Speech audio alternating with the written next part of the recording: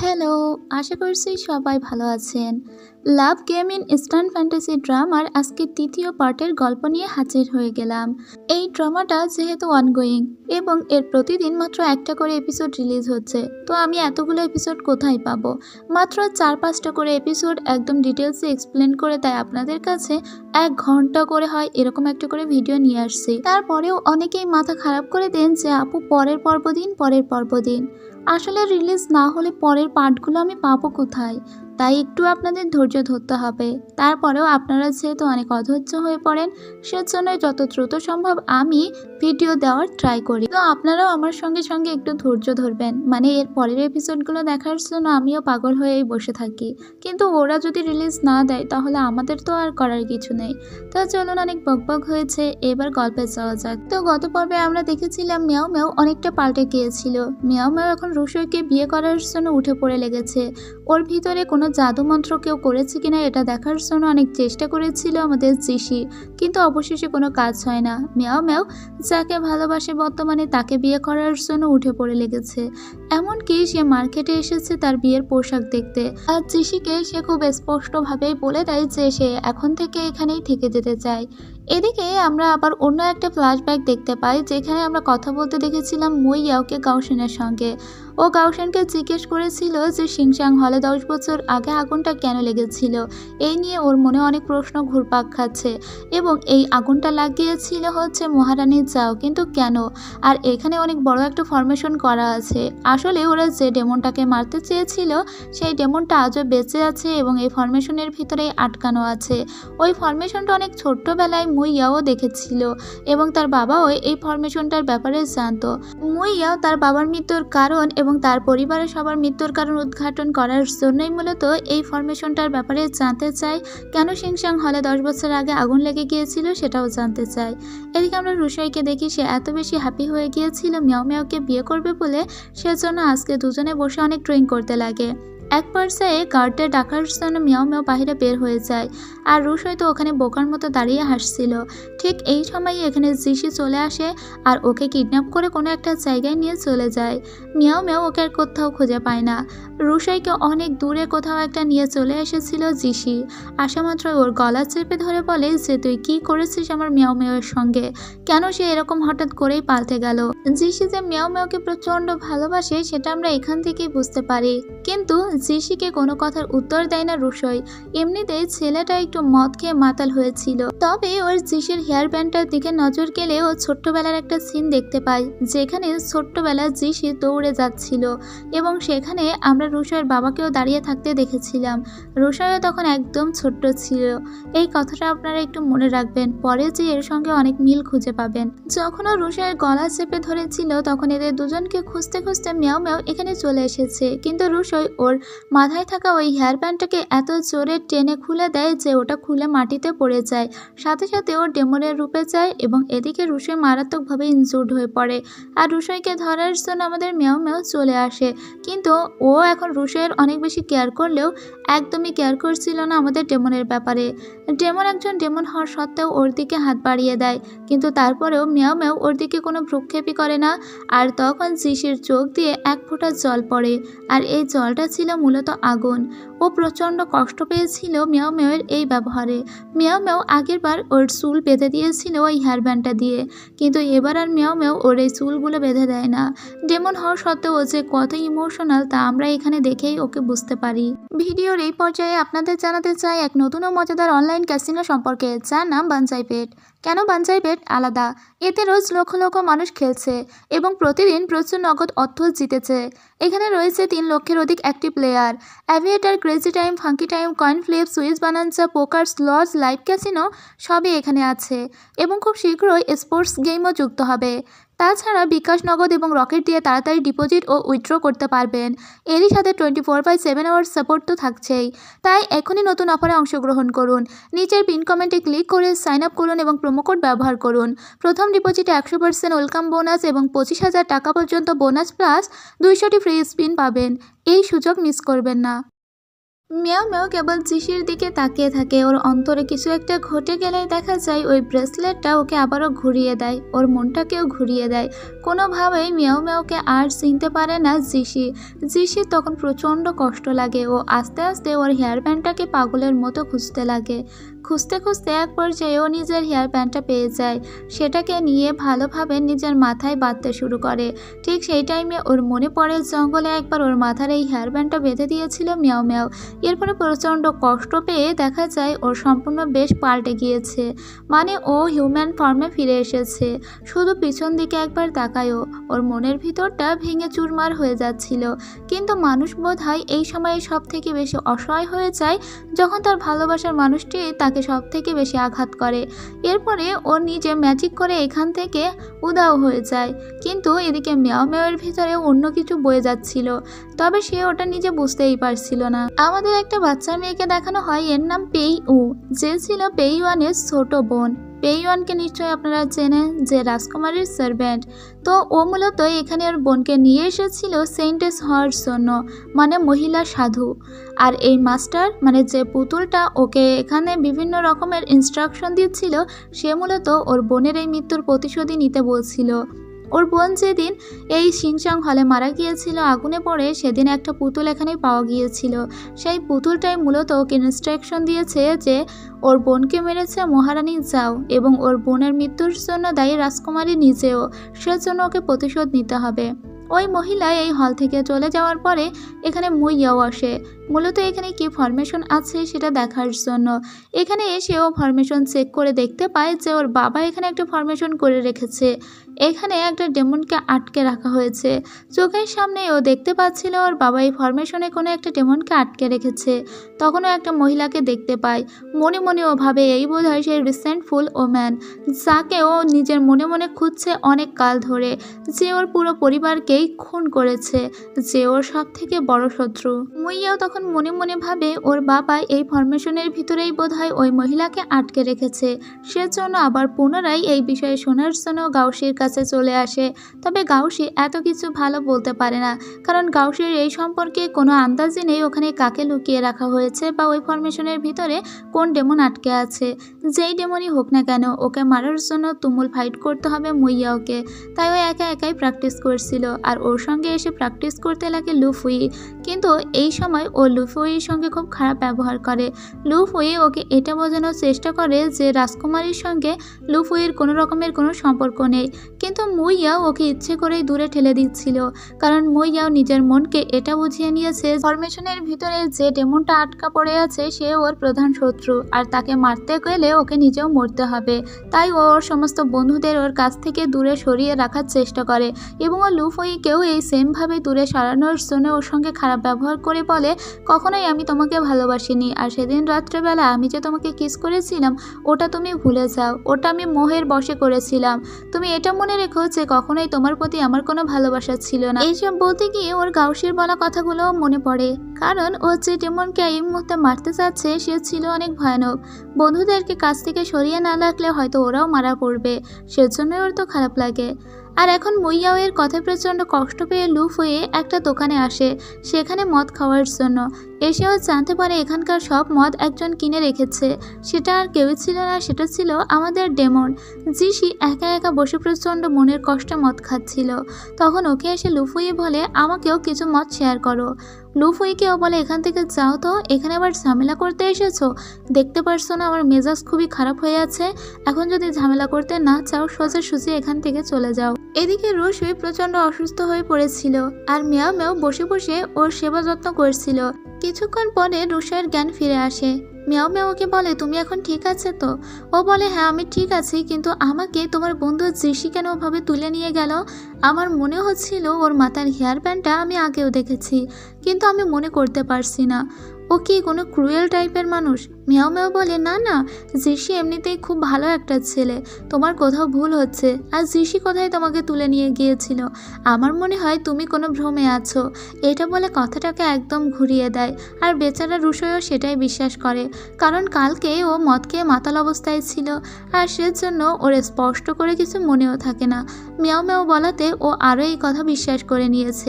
এদিকে এরা না দুজন মারামারি করতে চেয়েছিল, এখন দুজনেই ছ্যাঁকা খেয়ে দেখছি খুব ভালো ভাব জমে উঠেছে, আর দুজনে একসঙ্গে বসে ড্রিঙ্ক করছে।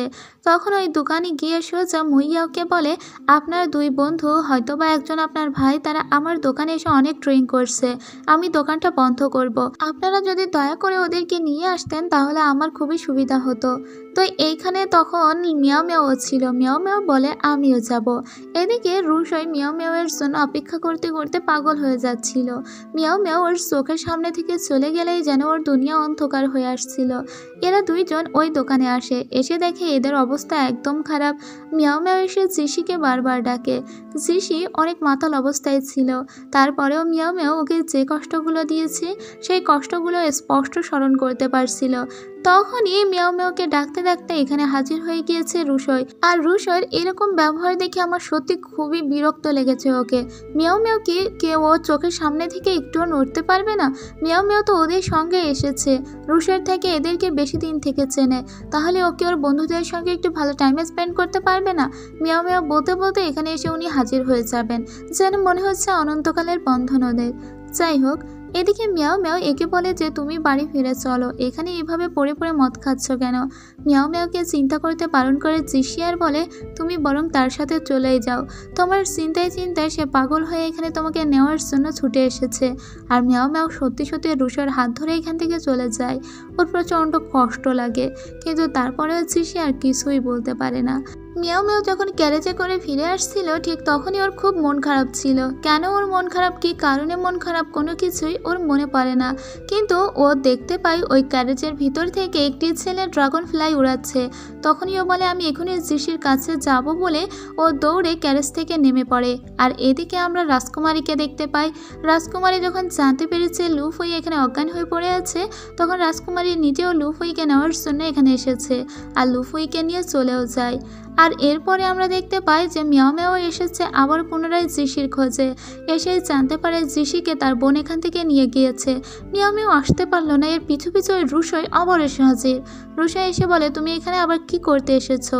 তখন মিয়াও মিয়াও বলে, আমি এই ড্রাগন ফ্লাইটা ওকে দিতে চাই।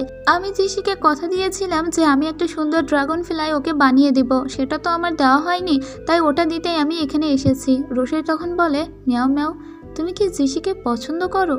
মিয়াও মিয়াও তখন বলে, পছন্দ? না না, ও তো আমার খুব ভালো বন্ধু, আমি ওকে পছন্দ করি না, শুধু শুধু আমি এটা দিতে এসেছিলাম কারণ আমি কথা দিয়েছিলাম এটা ওকে দিব। আর এদিকে এরা দুই ভাই বোন হাঁটতে হাঁটতে আসে। আসলে নিজের ভাই বোন এবং পরিবার ছাড়া একসময় পাশে কেউ থাকে না। মানে দেখবেন সব থেকে ভেঙে পড়বেন যে মুহূর্তগুলোই, তখন কিন্তু আপনার পরিবারের লোকই সব থেকে বেশি থাকবে, আর আমরা বাইরের মানুষগুলোর কাছ থেকে সব থেকে বেশি হার্ট হই। মুইয়াও বলে, আমি জানি তুমি মিয়াও মিয়াওকে অনেক বেশি পছন্দ করো, কিন্তু আসং আমরা তো সব কিছু কন্ট্রোল করতে পারি না, কিছু কিছু জিনিস আমাদের কন্ট্রোলের বাইরে, তাই শুধু শুধু মন খারাপ করো না। তুমি দেখবে মিয়াও মিয়াও যদি তোমার হওয়ারই থাকে ও ঠিক তোমার কাছে ফিরে আসবে। মুসং তখন বলে, কিন্তু লুফুইও তো তোমাকে অনেক পছন্দ করে, তাহলে কেন তুমি ওকে দূরে সরিয়ে দিলে দিদি? কিন্তু তখন মুইয়াও কথা ঘুরিয়ে নিয়ে মুসেংকে বলে, আসং তোমার মনে আছে আমরা পাহাড়ের কিনারায় একটা দিদির কাছ থেকে অনেক বড় একটা স্পেল শিখেছিলাম, আমি না ওই স্পেলটা ভুলে গিয়েছি, তুমি একটু প্লিজ ওই দিদির কাছে যাবে, ওখানে গিয়ে বলবে আমি মুইয়াও তোমাকে পাঠিয়েছি ওই স্পেলিং বইটা নিয়ে আসার জন্য। কিন্তু মুইয়াওয়ের খুব ভালোভাবেই ওই স্পেলটা মনে ছিল, ও শুধুমাত্র ওর ভাইকে ওর থেকে দূরে করার জন্যই ওই পাহাড়ের কিনারায় পাঠাচ্ছিল, কারণ ওই ডেমনের সঙ্গে একা একা ফাইট করতে চায়, সমস্ত আপন মানুষগুলোকে ও দূরে করে দিচ্ছিল, যাতে ফরমেশনের ভিতরে আটকা পড়া ডেমনটাকে ওই একাই প্রতিহত করতে পারে, আর যদি মরতেই হয় তাহলে ও যেন একাই মারা পড়ে আর সবাই বেঁচে থাকে। আসং ওর বোনের একটা কথায় বেরিয়ে পড়ে একটা ঘোড়া নিয়ে। এদিকে আমাদের চুই চুইকে দেখানো হয় ও তো খুব মন খারাপ করে বসেছিল। মুইয়াওকে আসতে দেখেও বলে, মুইয়াও জিজিয়া, বাকিরা কোথায়, মিয়াও মিয়াও কোথায়, তারপরে আসং আর লুফুই ভাইয়া সেও কোথায়, কাউকে না দেখতে পাচ্ছি না। মুইয়াও বলে, ওরা সবাই চলে গিয়েছে। চুই চুই বলে, চলে গিয়েছে? কোথায় চলে গিয়েছে? একটু পরে আবার ফিরে আসবে? মুইয়াও বলে ওরা আর কখনো ফিরে আসবে না চুই চুই, তুমিও চলে যাও। তোমার দাদুকে না তুমি খুঁজতে বের হয়েছিলে? তুমি তো চেয়েছিলে তোমার দাদুকে খুঁজে বের করবে। তাহলে যাও, এবার নিজের পথেই হাঁটা শুরু করো। চুই চুই বলে কিন্তু আমরা তো একসঙ্গে বের হয়েছিলাম। এই দেখো, মিয়াও মিয়াও না আমাদেরকে একটা টিম বানিয়েছে, 4 ব্যাম্বো মাস্টার, এমনকি আমাদের তো লোগোও আছে। আমি তো সেটা আমার গায়ে লাগিয়ে রেখেছি। কিন্তু মুইয়াও বলে সব কিছু ভেঙে গিয়েছে, এখন তুমিও চলে যাও। চুই চুইয়ের জন্য আমার খুব কষ্ট লাগছিল, বেচারা পিচ্ছি একটা বাস। যাই হোক, এদিকে আমরা সুন্দর করে সাজানো কিছু জিনিসপত্র দেখতে পাই। এই জিনিসপত্রগুলো সাজিয়ে রাখা হয়েছিল শুধুমাত্র মিয়াও মিয়াওয়ের জন্য, কারণ আগামীকালকেই মিয়াও মিয়াওয়ের বিয়ে। মিয়াও মিয়াও তো রুষার সঙ্গে খুব ভালো ছিল, তারপরেও মনে মনে কোথাও একটা ওর কোনো শান্তি ছিল না। ও নিজেই বলে মনে হচ্ছে আমি অনেক বড় কিছু হারিয়ে ফেলেছি, কিন্তু আমি কি হারিয়ে ফেলেছি সেটা আমি বুঝতে পারছি না। রুষাই বলে আমি বুঝতে পেরেছি, তুমি আসলে তোমার বাবাকে মিস করছো। আর আমাদের তো আগামীকাল বিয়ে, কিন্তু তুমি তোমার বাবাকে এই কথা জানাওনি। তাই আমার মনে হয় তুমি তোমার বাবাকে একটা চিঠি লেখো, তাহলে তোমার মন একদম ভালো হয়ে যাবে। মিয়াও মিয়াও তখন তার বাবাকে চিঠি লেখার জন্য বসে পড়ে। মিয়াও মিয়াও রুষাইকে বলে আমি আমার বাবাকে কি চিঠি লিখব? রুষাই বলে তুমি এটা লিখবে যে আমি খুব পছন্দ করি রুষাইকে এবং আমি ওকে বিয়ে করতে চাই, সেটা লিখলেই হবে। ঠিক তখনই রুষাইকে ডাকার জন্য একজন সার্ভেন্ট আসে। রুষাই উঠে চলে যায়। মিয়াও মিয়াও আনমনে কিছু একটা ভাবছিল, আর আনমনেই ও চিঠিটা লিখে নেয়। এরপরে ও যখন বসে বসে ভাবছিল কিছু একটা, ঠিক তখনই এখানে চলে আসে আমাদের লিটল ব্যাম্বো। চুই চুই এসে বলে মিয়াও মিয়াও, তুমি একটা মিথ্যুক, তুমি প্রতারক। তুমি আমাদের সবাইকে বলেছিলে একসঙ্গে থাকতে, একে অপরকে বিশ্বাস করতে, কিন্তু তুমি নিজে এখানে বিয়ে করে থেকে যাওয়ার চিন্তা ভাবনা করছো, আমাদের সবাইকে আলাদা করে দিয়ে। সবার ভিতরে ভাঙন ধরেছে, আমি কোথাও কাউকে আগের মতো পাচ্ছি না। তখন চুই চুইকে ও চিঠিটা দিয়ে বলে এই চিঠিটা আমার বাবাকে দিবে পোস্ট অফিসে, আর এই যে ড্রাগন ফ্লাই এটা তুমি জিসিকে দিবে। জিসি কোথায়? চুই চুই বলে আমি তো জানি না, কিন্তু মিয়াও মিয়াও তুমি মিথ্যাবাদী। তুমি আমাকে কথা দিয়েছিলে আমার দাদুকে খুঁজে বের করে দিবে, সেই কথা তুমি রাখোনি। আমি তোমাকে ঘৃণা করি। এটা বলে খুব রেগে চুই চুই ওখান থেকে চলে যায়। মিয়াও মিয়াও বোঝাতেও পারে না, কিছু একটা পিছুটা ওকে যেন বারবার পিছন দিকেই টানছিল। এদিকে আমরা লুফুইকে দেখতে পাই, ওর জ্ঞান ফিরে এসেছিল। জ্ঞান ফেরা মাত্রই ওর চোখের সামনেই রাজকুমারীকে দেখতে পায়। রাজকুমারীকে দেখেও যখন আবিষ্কার করে ও রাজকুমারীর রুমে, তখনই ও ক্ষমা প্রার্থনা করে আস্তে আস্তে পিছিয়ে যেতে লাগে এবং এখান থেকে চলেই যাচ্ছিল। ঠিক তখনই রাজকুমারী বলে আগামীকাল আমার বিয়ে, সিংসাং হলে বিয়ের আসরে আমি তোমার জন্য ওয়েট করব। কিন্তু ওকে ওয়েট করতে বারণ করে দেয় লুফুই। তারপরেও রাজকুমারী বলে আমি তোমার জন্য ঠিক ওয়েট করব, আর আমি জানি তুমি আসবে। লুফুই তখন আর বেশি কিছু বলে না। লুফুই কখনোই আসবে না সেটা আমরা খুব ভালো করে জানি। লুফুই রাজকুমারীকে বলে আমার জন্য ওয়েট করবেন না প্লিজ। এটা বলে ও ওখান থেকে চলে আসে। এদিকে আমরা মহারানী জাওকে দেখতে পাই। সে একটা দুঃস্বপ্ন দেখছিল। এই দুঃস্বপ্নে সে ওই পেইউ নামে ছোট্ট মেয়েটাকে দেখছিল, যে মেয়েটা আগুনে পুড়ে মারা গিয়েছিল। পেইউ বারবার তার স্বপ্নে এসে হানা দিচ্ছিল। মহারানী জাওয়ের তখন ঘুম ভেঙে যায়। মহারানী জাও জোরে চিৎকার করে ওঠে। তখনই তার সার্ভেন্ট এসে বলে কি হয়েছে? মহারানী জাও বলে আমি একটা অদ্ভুত স্বপ্ন দেখলাম, তার জন্যই তো খুব ভয় পাচ্ছি আমি। এদিকে আমরা দেখতে পাই আরও একটা নতুন বিয়ের পোশাক বানিয়ে নিয়ে এসেছিল রুষই। এটা খুব ফিটিং করে বানানো হয়েছে মিয়াও মিয়াওয়ের জন্য, কারণ বাকি পোশাকগুলো মিয়াও মিয়াওয়ের গায়ে ফিটিং ছিল না। এই পোশাকটা মিয়াও মিয়াওয়ের খুব পছন্দ হয়। আর রুষই কিন্তু মিয়াও মিয়াওকে তার সর্বোচ্চটা দিয়ে ভালো রাখার ট্রাই করছিল, কিন্তু তারপরেও কিছু সম্পর্ক কখনোই ওয়ার্কআউট করে না। এখানে আমরা রুষইকে যে মানুষ করেছে সেই পালিত মাতাকে দেখতে পাই। সে এসেছিল রুষইর সঙ্গে কথা বলতে। সে রুষইকে বলে তুমি কি সত্যি রাজকুমারীকে বিয়ে করতে চাও না?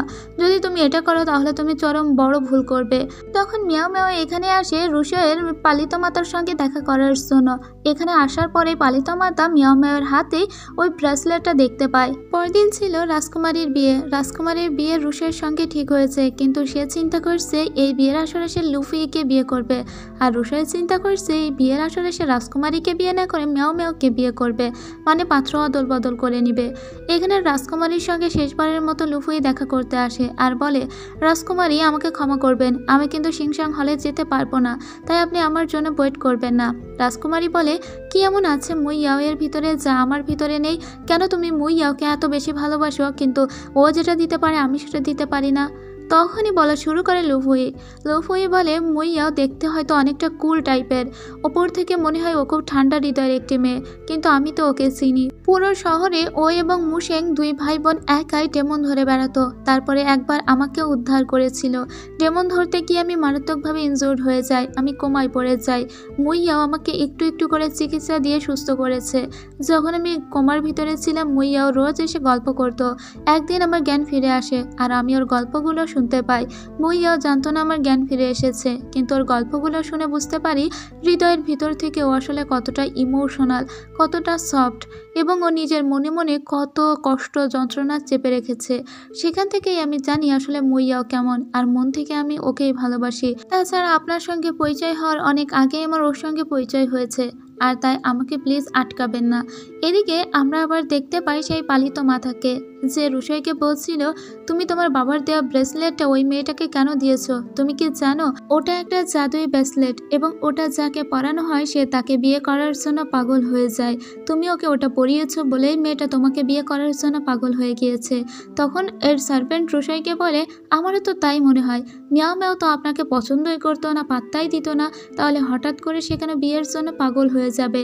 তখন রুশার নিজেরও মনে পড়ে, আসলে যখন ও ওকে ব্রেসলেটটা পরিয়ে দিয়েছিল তার আগেই মিয়াও মিয়াও বলেছিল অন্য কাউকে পছন্দ করে, এবং এটা মনে হয় জিশি, ও হয়তোবা জিশিকেই পছন্দ করে। ব্রেসলেটের জন্য সে আমাকে বিয়ে করতে চাইছে বটে, কিন্তু মন থেকে তো সে আমাকে ভালোবাসে না। যখনই ওই চুড়িটা খুলে ফেলবে তখনই এর প্রতি ভালোবাসা মিয়াও মিয়াওয়ের একদম উধাও হয়ে যাবে। এদিকে মিয়াও মিয়াও বিয়ের জন্য রেডি হচ্ছিল, সুন্দর করে পোশাক পরে নিয়েছিল এবং অনেকগুলো গহনা ওকে পরানো হয়েছিল। ও বসে বসে সার্পেন্টদের কাছ থেকে শুনতে পায় শিলিং মাউন্টেইনেই নাকি বড় হয়েছে রুশই ওর বাবার সঙ্গে, কিন্তু রুশার বাবা আবার অন্য একটা মহিলাকে ভালোবাসতো, যে নাকি একটা ডেমন ছিল। রুশার বাবার আরও একটা ছেলে হয়তো ছিল, যার কথা কেউ জানে না। একদিন সেই ছেলেটা রুশার বাবাকে আঘাত করে চলে যায়। আর এটা শুনে মিয়াও মিয়াওয়েরও মনে পড়ে যে শিলিং মাউন্টেইনে তো বাড়ি ছিল জিশিরও, আর জিশি ওর মায়ের সঙ্গে বড় হয়েছে। জিশির মা একজন মানুষকে ভালোবাসতো এবং অনেক দিন সে সেই ভালোবাসার জন্য ওয়েট করেছে, কিন্তু তার বাবা কখনো ফিরে আসেনি। মিয়াও মিয়াও এক্ষুনি জিশির সঙ্গে দেখা করবো বলে উঠে দৌড়ি দিচ্ছিল, তখন ওকে সার্ভেন্টরা আটকে বলে, একটু পরেই আপনার বিয়ে, আপনি এখন কোথাও যেতে পারবেন না।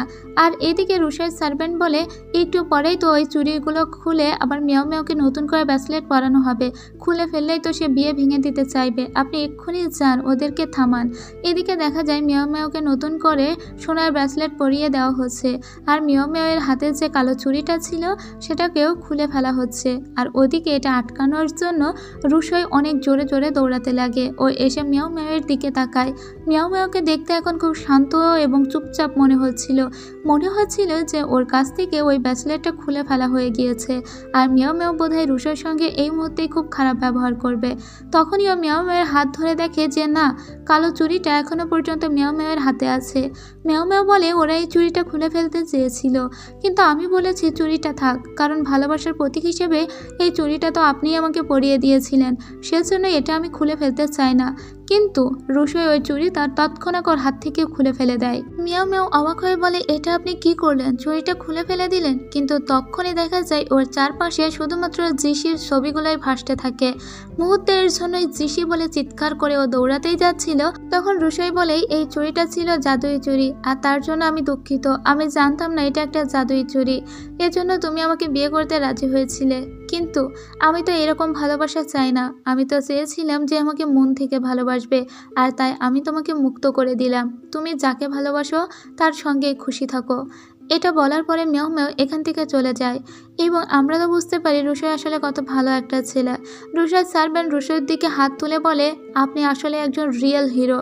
কিন্তু কিছুক্ষণের ভিতরে রুশই এমন জোরে কেঁদে ওঠে, ভাই এতক্ষণ সব কিছু ঠিক ছিল, এই মুহূর্তে একদম বাচ্চাদের মতো করে কাঁদতে লাগে ও, এমনকি কাঁদতে কাঁদতে বেচারা বসেও পড়ে, ভ্যা ভ্যা করে কাঁদতে লাগে, আর বলে যে আমি ভেবেছিলাম মিয়াও মিয়াও হয়তো আমার প্রেমে পড়ে গিয়েছে, কিন্তু এত কিছুর পরে ও আমার প্রেমে পড়লো না।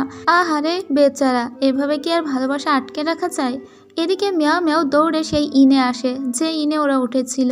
এখানকার সার্ভেন্ট জানায় এই ইন থেকে সবাই চলে গিয়েছে, শুধুমাত্র মিয়াও মিয়াওয়ের রুমটা এখনও চেক আউট করা হয়নি, ওই রুমটা এখনও পর্যন্ত বাকি আছে, আর সবার রুম পরিষ্কার করা হয়ে গিয়েছে। মিয়াও মিয়াও তখন ওর নিজের রুমের ভিতরে যায়। রুমের ভিতরে এসেই ও সারপ্রাইজড হয়ে যায়। ওর রুমটা এত দারুণ করে সাজানো ছিল, ও নিজের চোখে বিশ্বাসই করতে পারছিল না। আপনাদের নিশ্চয়ই মনে আছে, মিয়াও মিয়াওকে সারপ্রাইজ দেওয়ার জন্য ওর রুমটা সাজিয়েছিল জিসি, শুধুমাত্র ওকে কনফেস করবে বলে। আর ঠিক সেই দিনই সমস্ত কিছু এলোমেলো হয়ে গিয়েছিল।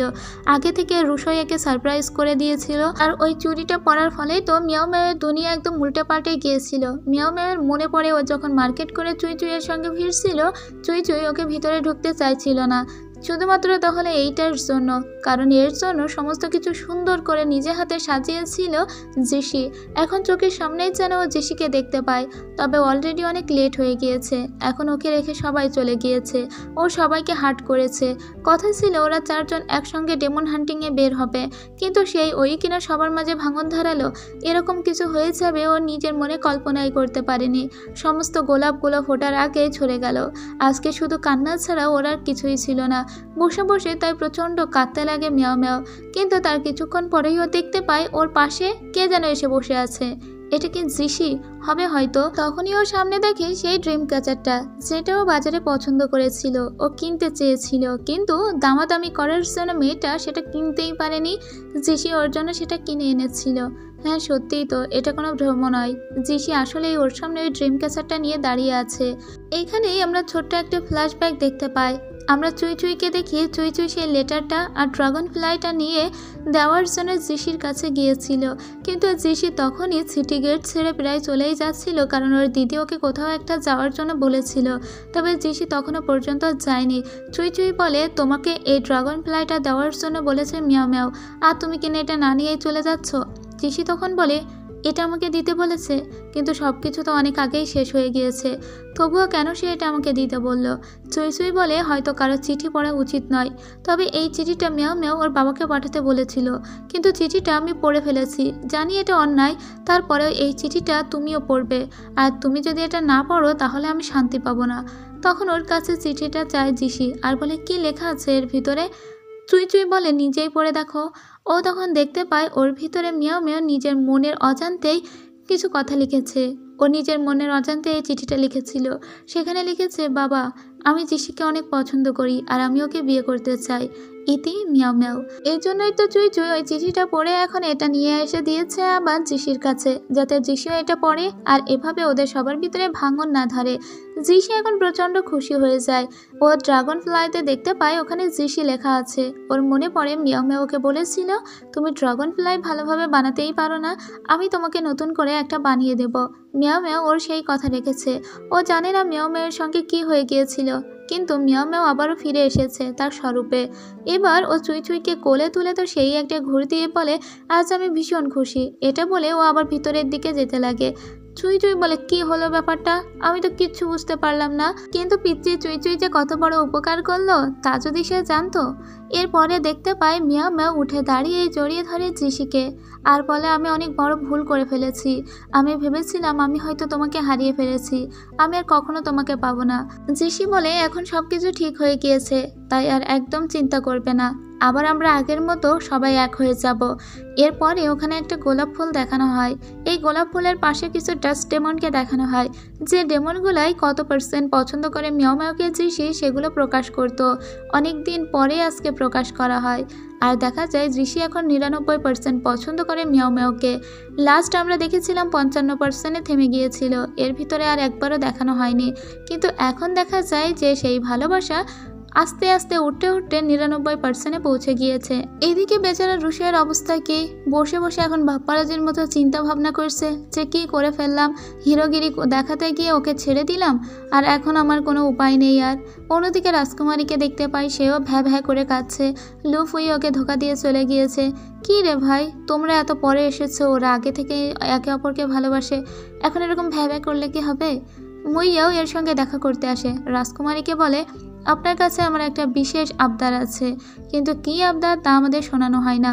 এদিকে এর সঙ্গে দেখা করতে এসেছিল গাউসি। রুশোইকে বলে, আপনার কাছে আমার একটা বিশেষ প্রয়োজন আছে, মুইয়াও আপনার কাছে আমাকে পাঠিয়েছে, আপনি যদি আমাদের প্ল্যানে আমাদের হেল্প করতেন তাহলে অনেক ভালো হয়। তো রুশাই বলে ঠিক আছে, তোমরা যখন চাইছো তখন আমি অবশ্যই হেল্প করব, কিন্তু এটা কিসের হেল্প ছিল তা আমাদের বলা হয় না। এদিকে মহারানী যাও আবারও বারবার নিজের চোখের সামনে সেই পিচ্চি মেয়ে পেইউকে দেখতে পায়। পেইউ বলছিল, আপনি কেন দরজাটা খুলে দিচ্ছেন না? ওই দরজার ভিতরে তো প্রায় 4 শতাধিক মানুষ আছে এবং ওরা তো সবাই ওখানে পুড়ে মারা যাবে। মহারানী যাও, আপনি তো একজন ভালো মানুষ, তাহলে কেন খুলে দিচ্ছেন না? তখন মহারানী যাও নিজের চোখের সামনে তাও ইংকে দেখতে পায়। এই তাও ইং হলো সেই লোক যে মহারানী যাওকে বলেছিল মহারানী যাও যদি মহারানী যাও হতে চায় তাহলে অবশ্যই তাকে অনেকগুলো মানুষের জীবন বলি দিতে হবে। এই সময় দেখা যায় মহারানী যাওয়ের কাছে এসেছিল পেইওয়ান। পেইওয়ান এসে বলে, সর্বনাশ হয়ে গিয়েছে, কোথাও রাজকুমারীকে খুঁজে পাওয়া যাচ্ছে না। রাজকুমারী এখনও সিংশাল হলে পৌঁছায়নি, অথচ একটু পরেই তার বিয়ে শুরু হবে। এটা শোনার পরে মহারানী যাও ভীষণ হন্তদন্ত হয়ে ওদিকেই ছুটতে শুরু করে। এদিকে আমরা সেই রেড ক্রিসেন্ট অস্ত্রটি দেখতে পাই, যেটি এখন আরও বেশি করে নড়াচড়া করছিল। অন্যদিকে পাহাড়ের উপরে আমরা অ্যাস্ট্রোনমিক্যাল ব্যুরোর অনেকগুলো মানুষদের দেখতে পাই, যারা মূলত অনেক শক্তিশালী এবং ডেমন ক্যাচার। আর এরা এখানে দাঁড়িয়েছিল মুই ইয়াওয়ের সিদ্ধান্তের কারণে। মুই ইয়াওকে হেল্প করবে বলেই মূলত ওরা এখানে দাঁড়িয়েছিল, কারণ গাওশি পূর্ণভাবে সমর্থন করে মুই ইয়াওকে। আর মুই ইয়াওকেও আমরা পাহাড়ের উপরে একা একা দাঁড়িয়ে থাকতে দেখি। মুই ইয়াও কিছু একটা স্পেল করে বলে, আমরা 4 জন ব্যাম্বো মাস্টার এবং আমাদের একটা লোগো আছে। আর সেই লোগোটা ও নিজের গায়ে পরিয়ে নেয়, নিয়ে বলে যে আজকে হয়তো তোমরা কেউ আমার সাথে নেই, কিন্তু আমি অবশ্যই জিতবো। ঠিক তখনই এখানে লুফুই এসে বলে, তুমি একা নও, আমরা সবাই আছি তোমার সাথে। আর তারপরে দেখা যায় এরা সবাই হাজির হয়ে গিয়েছে। মুইয়াও অবাক হয়ে বলে, তোমরা সবাই, কিন্তু তোমরা না অনেক দূরে দূরে চলে গিয়েছিলে, তাহলে এখানে কেন? মিয়াও মিয়াও বলে, দূরে গিয়েছিলাম আবার এক হয়ে গিয়েছি, আমরা তো কথা দিয়েছিলাম আমরা একসঙ্গেই সবাই মিলে ডেমন হান্টিং করব, আর আমরা একে অন্যকে ট্রাস্ট করব, আর তাই আমরা কেউ আলাদা হব না। এবার লুফুই ওর সমস্তটা কনফেস করে মুই ইয়াওয়ের কাছে আর বলে, আমি তোমাকে অনেক পছন্দ করি, তাই একা আমি তোমাকে কখনোই এত বড় রিস্ক নিতে দিতে পারি না। মুই ইয়াওকে জড়িয়ে ধরলে মুশেংয়ের মুখ এতটা বেঁকে যায়। ভাইরে ভাই, ও তোর বোন, এত জেলাস হওয়ার কি আছে?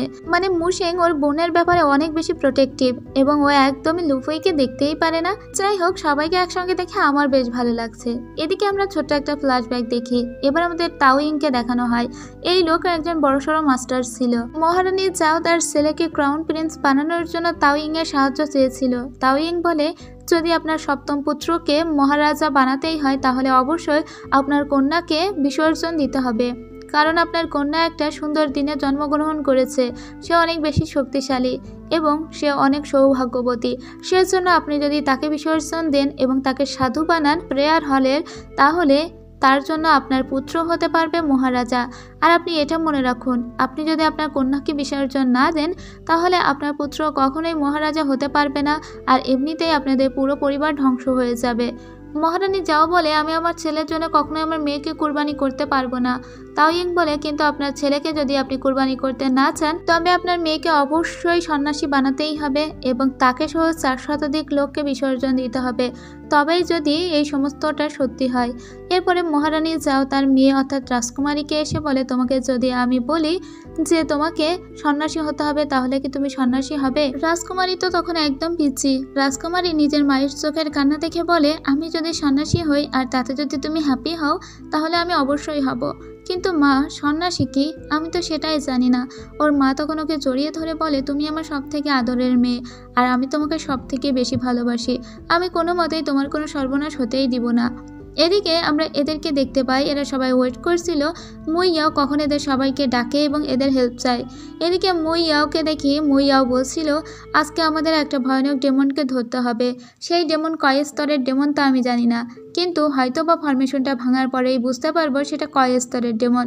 হতে পারে সেটা 7 স্তরের কোনো ডেমন। ওরা সবাই বলে, আজকে আমরা পাজল সলভ করেই ছাড়বো। পরে শিংচাং হল দেখানো হয়। শিংচাং হলে অনেক মানুষ জড়ো হয়েছে বিয়েতে অংশগ্রহণ করার জন্য। শিংচাং হলে তখন রাজকুমারী উপস্থিত ছিল আর রুশাই উপস্থিত ছিল। ঠিক তখনই মহারানী যাও এখানে দৌড়ে দৌড়ে চলে এসে বলে, তোমাকে না কোথাও খুঁজে পাওয়া যাচ্ছিল না, আমাকে যে দাসী বলল তুমি এখানে নেই, তাহলে তুমি এখানে? তখন রাজকুমারী বলে, মা আপনার কি হয়েছে? আমি তো সবসময় এখানেই ছিলাম। মহারানী যাও তখনই অন্যরকম একটা ধোঁয়ার আওয়াজ পায়। দেখা যায় একটা কালো পুতুল নিচে পড়ে গিয়েছে। মহারানী যাও বলে এটা একটা ডেমন, ওকে আটকাও সবাই, এখানে বিয়েটা ভাঙতে এসেছে, সবার ক্ষতি করতে এসেছে। তখনই ফরমেশনটা অন হয়ে যায়। এতক্ষণে রাত হয়ে গিয়েছিল, কিন্তু এই ডেমনকে দেখে কেউ কোনো ভয় পাচ্ছিল না, নিজেদের ভিতরে গল্প করছিল। এখানে আমরা সুন্দরী একটা মেয়েকে দেখি। মেয়েটি ডেমনকে বলছিল, তুমি এখানে আমাদের সর্বনাশ করতে এসেছো, কিন্তু তুমি চাওটা কি? ডেমনটা তখন বলে, এখানে 4 শতাধিকের বেশি মানুষ আছে, আর এই মানুষগুলোকে যদি আমি বিসর্জন দিতে পারি তাহলে আমি ইমমর্টাল হয়ে যাব। তখন সাহসী মেয়েটি বলে, তুমি দেখছো না এরা সবাই নিজেদের ভিতরে গল্প করছে, তোমাকে কেউ ভয়ই পাচ্ছে না, এবং তুমি যে একটা ডেমন এখানে হাজির, এদের কারোর কোনো ভ্রুক্ষেপ নেই, কারণ এরা আসলে কেউ মানুষ নয়। এটা পাতা দিয়ে তৈরি একটা স্পেল করে মানুষ আকারে বানিয়ে রাখা হয়েছিল। তুমি কি ভেবেছিলে তোমার স্বপ্ন পূরণ হয়ে যাবে? কখনোই তোমার স্বপ্ন পূরণ হবে না, কারণ আমি ভেবেছিলাম তুমি 7 স্তরের একটা ডেমন। এই মেয়েটি আর কেউই ছিল না, এটা ছিল মুইয়াও। মুইয়াও বলে, আমি ভেবেছিলাম তুমি 7ম স্তরের ডেমন, কিন্তু তুমি তো দেখছি 4র্থ স্তরের ছলনাময়ী ডেমন, আর 4র্থ স্তরের একটি ডেমনকে মারতে আমার একটুও টাইম লাগবে না, ফরমেশন অলরেডি চালুই রয়েছে।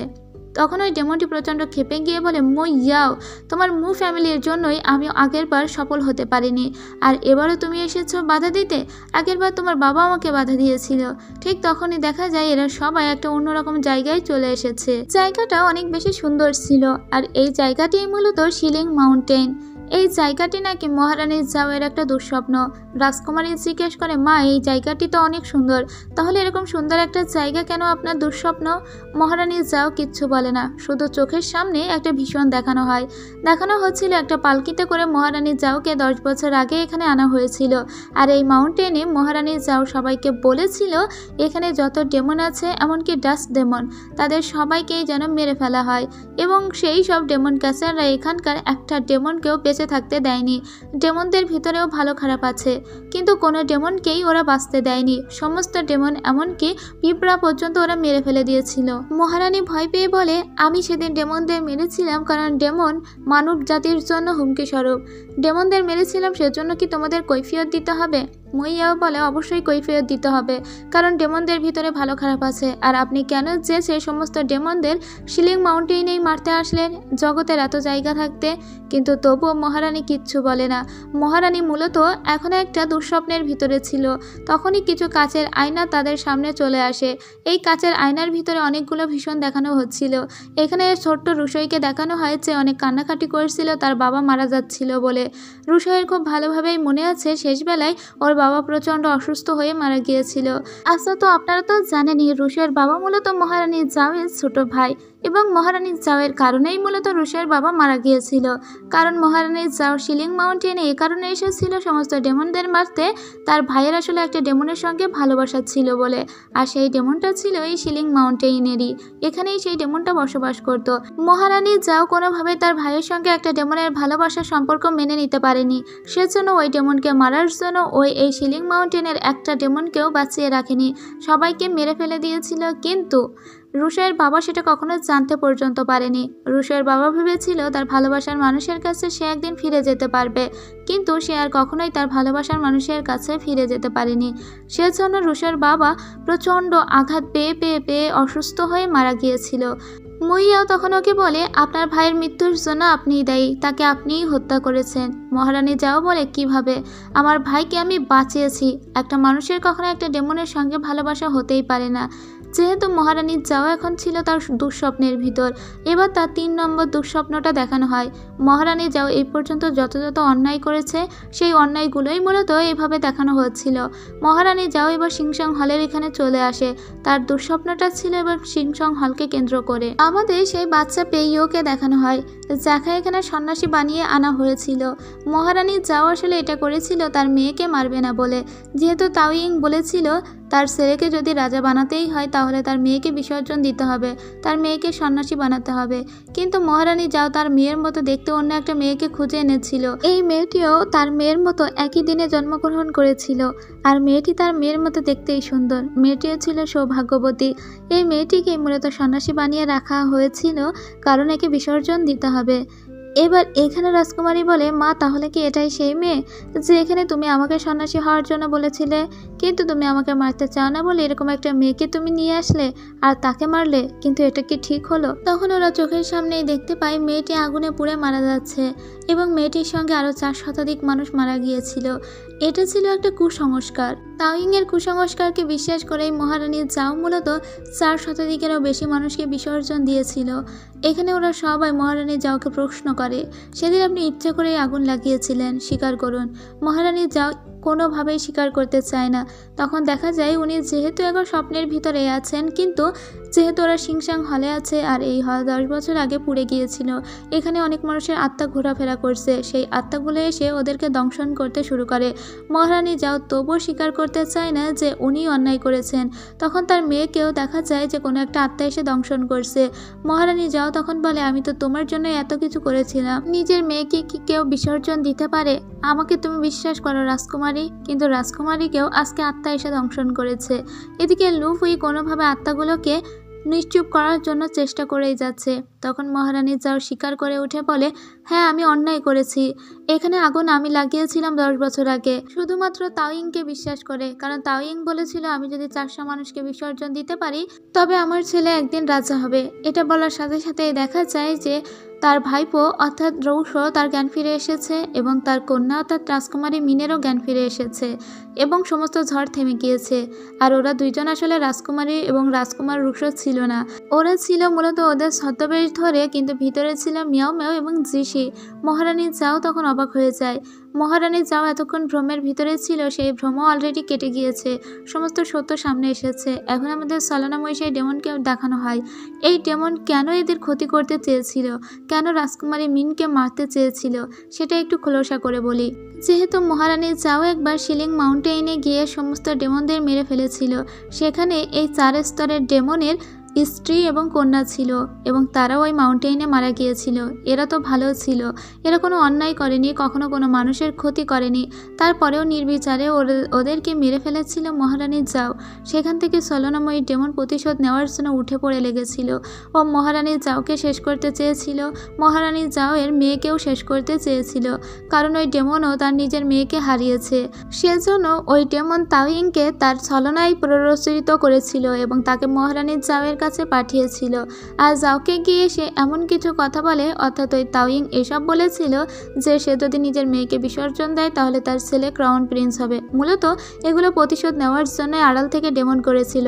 যেহেতু ডেমনদের আলাদা করে কিছু ক্ষমতা থাকে, আর তাওয়িংকে ফাঁসিয়ে নিয়েছিল ওই ডেমন। তাওয়িং মূলত কোনো খারাপ লোক ছিল না, এ ভালো লোকই ছিল, কিন্তু একে ওই ডেমনটা কন্ট্রোল করছিল, একে যা করতে বলছিল এ তাই করছিল।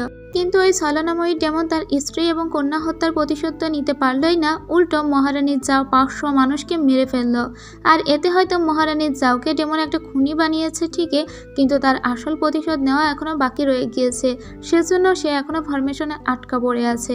মুইয়াও বলে, আজকে এই ফরমেশন ছেড়ে তুমি আর বাইরে বের হতে পারবে না, এখানেই আমরা তোমাকে আজকে শেষ করে দিব।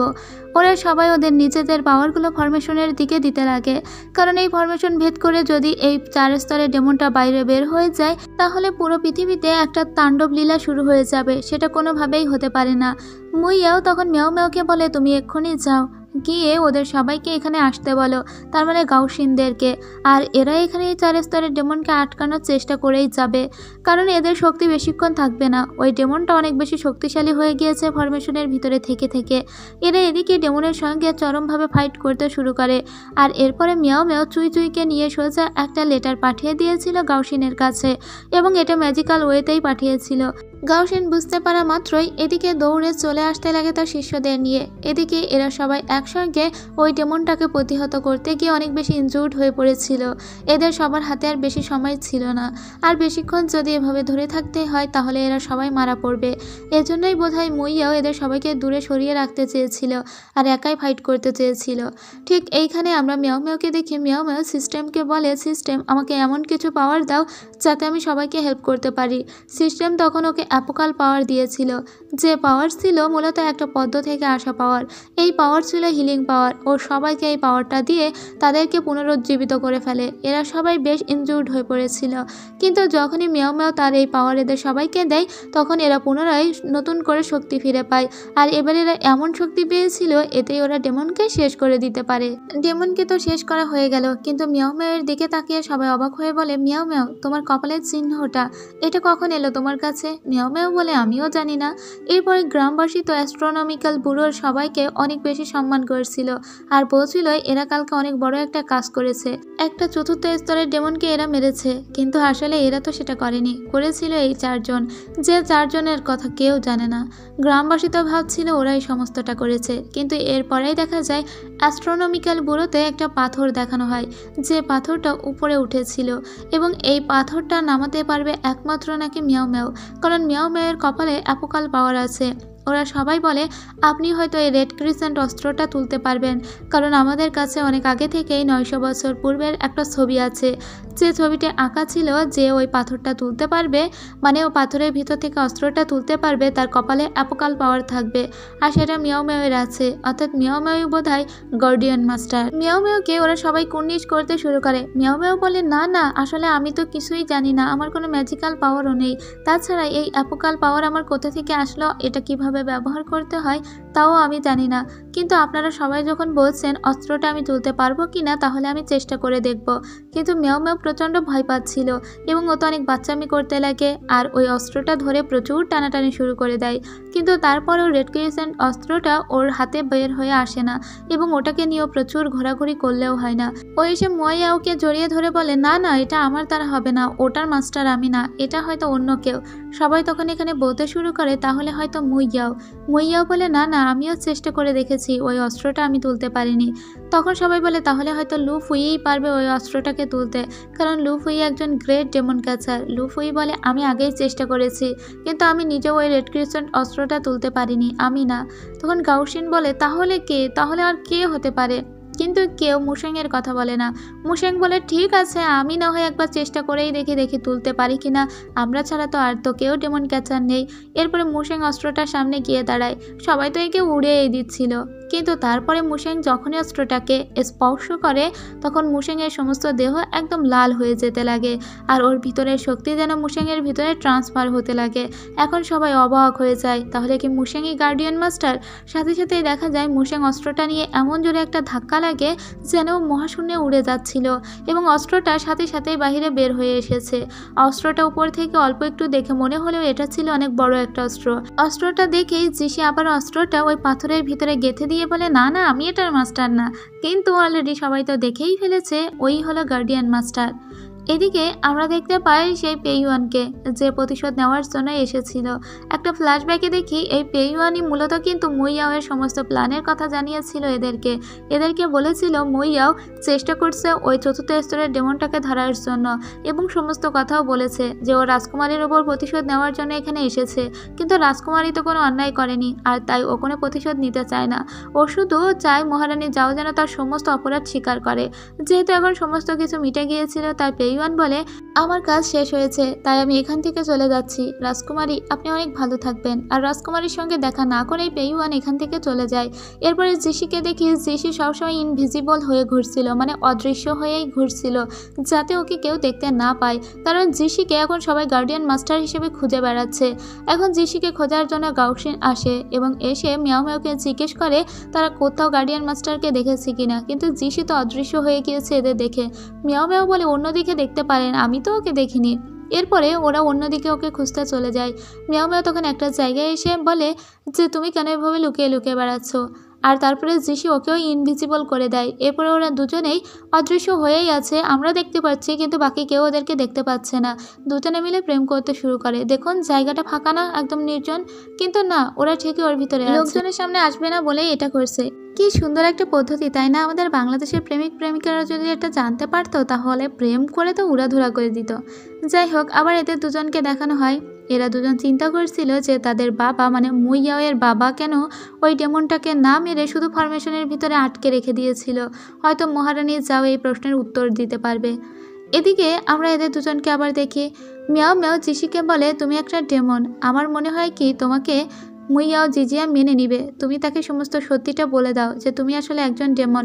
চুই চুইকে সে মেনে নিয়েছে আর তোমাকেও মেনে নিবে। জিশি মনে মনে ভাবে ঠিক আছে, ওর দিদিকে বলবে যে ও আসলে একটা ডেমন, কারণ ওর দিদি এরপরে যদি নিজেই আবিষ্কার করে তাহলে হয়তো ওর পরে খেপেই যাবে। ওর দিদিকে বলার জন্য আসে, কিন্তু এখনো পর্যন্ত ও একদম রেডি ছিল না, ও বলতেই পারে না। মিয়াও মিয়াও আড়াল থেকে দেখছিল যে ও আসলে বলে কিনা, কিন্তু এতক্ষণও দেরি করছিল এবং বলতেই পারছিল না দেখে মিয়াও মিয়াওয়ের ঘুম আসতে শুরু করে। মিয়াও মিয়াও তখন বলে, ওর থেকে নিজের রুমে গিয়ে আমি ঘুমিয়েই পড়ি। এটা বলে দৌড়ে চলে যায়। মিয়াও মিয়াওকে খুঁজতে খুঁজতে ওর রুমে চলে আসে জিশি, কিন্তু মিয়াও মিয়াও ঠিক এইভাবে ঘুমাচ্ছিল, হাত পা ছুঁড়ে দিয়ে। ছোটবেলায় যেদিন টেবিলে না পড়তে বসতাম, নিচে এভাবে বসলে আমি এভাবে এই বেড ধরে ঘুমিয়ে পড়তাম। মিয়াও মিয়াও মেয়েটা আসলেই ভীষণই কিউট আর একদম বাচ্চামিতে ভরা। ওকে ভীষণ টানাটানি করতে শুরু করে দেয় জিশি, তারপরেও তুলতে না পেরে পরে পাজা কোলা করে উপরে শুইয়ে দেয়। ঘুমের ঘরেই মিয়াও মিয়াও জিশিকে বলে, জিশি আরও কাছে এসো, এটা বলে হাতের ইশারা করে। জিশি মনে মনে ভাবে কি মাতাল হয়ে গেল নাকি। এরপরে জিশি ওর অনেক কাছাকাছি চলে যায়। কি ভাবছেন, কিছু মিছু হবে? নো। মিয়াও মিয়াও বলে, জিশি তুমি কি জানো আমি আসলে লিনু নই, সত্যিকারের লিনু কিন্তু আমি নই। এটা বলে আবার ঘুমিয়ে পড়ে এবং হাসতে লাগে। তখন জিশি বলে, হ্যাঁ আমি জানি তো, তুমি আসলে মিয়াও মিয়াও। এরপরে ওকে আবার সিস্টেমের ভিতরে দেখানো হয়। মিয়াও মিয়াও দেখে সিস্টেম ওকে বলছে, এখন থেকে জিশি তোমাকে 100% পছন্দ করে। তোমাকে যে কাজের জন্য পাঠানো হয়েছিল সেই কাজ সম্পন্ন হয়ে গিয়েছে। তখনই মিয়াও মিয়াওর ঘুম ভাঙে আর ওর ভীষণ ভয় লাগে। ও জিশিকে বলে, আমি খুব স্ট্রেঞ্জ একটা স্বপ্নে দেখলাম। জিশি বলে, যেহেতু ওটা স্ট্রেঞ্জ স্বপ্ন তাই ওটাকে একদম ভুলে যাও, কিন্তু আগে আমাকে এটা বলো তো, তুমি চিঠিতে এটা কেন লিখেছিলে? এটা তুমি তোমার বাবাকে পাঠাতে চেয়েছিলে তাই না? তখন মিয়াও মিয়াও বলে, এটা আমি লিখেছিলাম। হ্যাঁ তাই তো, কিন্তু এই চিঠিটা তোমার কাছে কেন? জিশি বলে, এটা তো আমাকে দিয়েছে চুই চুই। আমি না ওই চুই চুইকে ইদানিং ভীষণ পছন্দ করে ফেলছি, পিচ্চিটা বেশ উপকারের। মিয়াও মিয়াও বলে, চিঠিটা তুমি আমার কাছে দাও, কিন্তু ওকে তো কোনোভাবেই ওটা দিবে না জিশি, এবং ম্যাজিক করে ওটাকে হাওয়া করে দেয়। তখন মিয়াও মিয়াও বলে, কই ওটা? জিশি বলে, দেখো ওটা নেই, এখন এটা 1000 মাইল দূরে তোমার বাবার টেবিলের উপরে আছে। মিয়াও মিয়াও বলে, তুমি এটা করতে পারলে? এটা বলে ওর সঙ্গে মারামারি করতেই যাচ্ছিল। তখন জিশি ওকে জড়িয়ে ধরে বলে, হ্যাঁ হ্যাঁ হয়েছে হয়েছে। এরপরে মহারানীর জাওকে দেখানো হয়। মহারানীর জাওয়ের সঙ্গে দেখা করতে মুইয়াও এসেছিল। মহারানীর জাওকে অনেক বড় শাস্তি দেওয়া হয়েছে, তাকে যাবজ্জীবন দেওয়া হয়েছে। মুইয়াও মহারানীর জাওয়ের কাছে এটা শুনতে এসেছিল তার বাবা ওই ছলনাময়ী ডেমনকে না মেরে কেন ফরমেশনের ভিতরে আটকে দিয়েছিল। মহারানী যাও বলে, তুমি ভাবো তোমার বাবা অনেক ভালো একজন মানুষ তাই না, কিন্তু তুমি কিভাবে মনে করলে যে তাওয়িং এর কথাই আমি আমার মেয়েকে বিসর্জন দিয়ে দিব? তাওয়িং তো একটা ছোটোখাটো মাস্টার, কিন্তু আমি তোমার বাবাকেও ডেকেছিলাম, তোমার বাবার উপরে ভরসা করেছিলাম, তোমার বাবা আমাকে যা করতে বলেছিল আমি তাই করেছিলাম। মুইয়াও বলে, আমি জীবনেও আপনার কথা বিশ্বাস করি না, আমার বাবা একজন অনেক ভালো লোক এবং তিনি কখনোই অন্যায়কে মেনে নেন না। কিন্তু তখন মহারানী যাও বলে, যেদিন 4 শতাধিক লোক পুড়ে মরে গেল তোমার বাবাই বলেছিল তাদেরকে বের করা যাবে না, কারণ তাদেরকে বের করলে নাকি পৃথিবীটাই ধ্বংস হয়ে যাবে। আর আমিও তোমার বাবার কথা বিশ্বাস করেছিলাম। তোমার বাবা কেন ওই কথা বলেছিল আমি জানি না। এটা শুনে মুইয়াও মহারানীর জাওকে অপমান করে চলে আসে। লুপুই মুইয়াওকে মন খারাপ করতে বারণ করে বলে, তুমি মহারানীর জাওয়ের কথা বিশ্বাস করো না, সে তার একতরফা কথা বলেছে। আমরা তো জানি না তোমার বাবা আসলে কি চেয়েছিল, হয়তো আমার মাস্টারের কাছে গেলেই সেটার উত্তর জানতে পারবো। তাই চলো আমরা এখন লাউরান ভ্যালিতে রওনা দিই, তাহলেই যদি আমরা জানতে পারি। ঠিক তখনই ওখানে গাউসিন আসে, ওদের সবাইকে অ্যাস্ট্রোনমিক্যাল ব্যুরোতে ডাকে আর বলে এই পাথরটিকে নামাতে হবে। কিন্তু এটা কে নামাবে? এটা তো দায়িত্ব ছিল জিশির। জিশি এখন গার্ডিয়ান মাস্টার। জিশি বলে, আমি গার্ডিয়ান মাস্টার নই আর আমি এইসব করতে পারবো না। ওকে যতই এইসব করার জন্য রিকোয়েস্ট করা হচ্ছিল ও ততই পালানোর পথ দেখছিল। ও তো বলে, আমি এইসবের ভিতরে নেই, এখানে যে কাজ করতে এসেছিলাম সেই কাজ ছেড়ে আমি এখন হয়ে গিয়েছে আর আমি এখন এখান থেকে চলে যাব। তখন ওখানে থাকা ওয়ার্ল্ড মাস্টার বলে, আচ্ছা ঠিক আছে, আপনি যেহেতু এখন হেভেনলি পর্যায়ে আছেন তার মানে ও ডেমন ক্যাচারের দিক থেকে এখন স্বর্গীয় পর্যায়ে আছে, তাই এই পাথরটাকে কি করতে হবে সেটা জানতে হলে আমাদেরকে ওয়েনশিনের কাছে যেতে হবে, যে এই পাথরটা সম্পর্কে জানে। আমরা কেউই এটা সম্পর্কে বেশি ভালো জানি না, কিন্তু ওয়েনশিন এখন কোথায় আছে তা আমরা কেউ জানি না। তবে এই পাথরটি সম্পর্কে একমাত্র ওয়েনশিন বলতে পারবে। দুপুই বলে, ওয়েনশিন আমার মাস্টার। ওয়েনশিন এখন লাউরান ভ্যালিতে আছে, তাহলে আমরা সেখানেই রওনা দিই। আমার মাস্টারের কাছ থেকে শোনার পরেই না হয় আমরা সিদ্ধান্তে পৌঁছাবো। এরপরে লুফুইকে ওরা সবাই বলে, কখনোই তুমি তোমার মাস্টার সম্পর্কে আমাদের বলনি। মুইয়াও বলে, তোমার মাস্টারকে সবসময় রহস্যময় মনে হতো, তাহলে তোমার মাস্টারই যদি এটার উত্তর জানে তাহলে আমরা তোমার মাস্টারের কাছেই যাব, তার কাছ থেকেই জিজ্ঞেস করবো যে শিংশান ভ্যালিতে এখান থেকে 10 বছর আগে ঠিক কী হয়েছিল। এখন ওরা যাওয়ার জন্য আস্তে আস্তে রেডি হতে শুরু করে, কিন্তু ওরা গার্ডিয়ান মাস্টার অর্থাৎ জিশিকে বলে ওর সঙ্গে ও অস্ত্রটাও নিয়ে যেতে। জিশি বলে, এই অস্ত্রটা আমি নিব না, আমার নিজেরই একটা বড় অস্ত্র আছে, এটা নিয়ে যাওয়ার কি দরকার। ওরা সবাই বলে, কিন্তু তুমি তো গার্ডিয়ান মাস্টার, হয়তো এটার কোনো প্রয়োজন আছে, তাই তোমাকে এটা তোমার সঙ্গে করে নিয়ে যেতেই হবে। এরপরে ওরা নিজেদের জিনিসপত্রগুলো আবার বেঁধে ফেলে।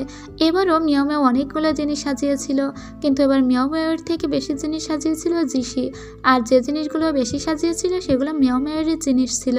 আসলে ও এখন মিয়াও মিয়াওকে অনেক বেশি ভালোবাসছে, তো এর জন্য ওকে রক্ষা করার জন্য যা যা প্রয়োজন, ভালোবাসলে ছেলেরা আবার অনেক বেশি কেয়ারফুল হয়ে ওঠে। ঠিক তখনই এখানে রুশের সার্ভেন্ট আসে। ও এসেই বলে যে আপনাদের সঙ্গে রুশে একবার দেখা করতে বলেছে এবং সে কিছু গোল্ড বারও নিয়ে এসেছিল এদেরকে দেওয়ার জন্য। কিন্তু মিয়াও মিয়াওকে তো কোনোভাবেই রুশের সঙ্গে দেখা করতে যেতে দিবে না আমাদের ডেমন। তো ডেমনকেই আসলে ডেকেছে রুশই। রুশই ওকে ডেকে বলে, আমি জানি আসলে আমি আর তুমি হাফ ব্রাদার, মানে এরা দুজন সৎ ভাই এবং এরা একই বাবার 2 ছেলে, এদের মা আলাদা আলাদা। আর এই কথাটা অনেক আগে থেকে বুঝে ফেলেছিল জিশি নিজেও। রুশাই বলে, আমার মনে আছে আমি যখন শিলিং মাউন্টেনে বাবার সঙ্গে থাকতাম তখন আমার বাবা তার ভালোবাসার মানুষের জন্য অপেক্ষা করেছিল, কিন্তু কখনোই তাকে আর ফিরে পায়নি।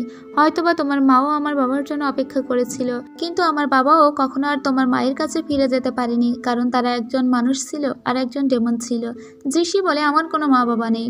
তখন রুশাই বলে, তুমি তো অভিমান করে এটা বলছো, দাঁড়াও তোমাকে একটা জিনিস দিব, যে জিনিসটা আমার বাবা অনেক দিন ধরে রেখেছিল তার প্রিয়তমাকে দিবে বলে, কিন্তু শেষ পর্যন্ত দিতে পারেনি। এরপরে সেই চুড়িটা বের করা হয় আর ওটাও জিশিকে দিয়ে বলে, এটা তুমি তোমার মাকে দিয়ে দিও।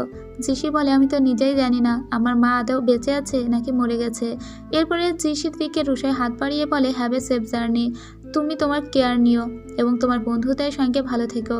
কিন্তু ওর হাতে আর হাত মেলায় না জিশি।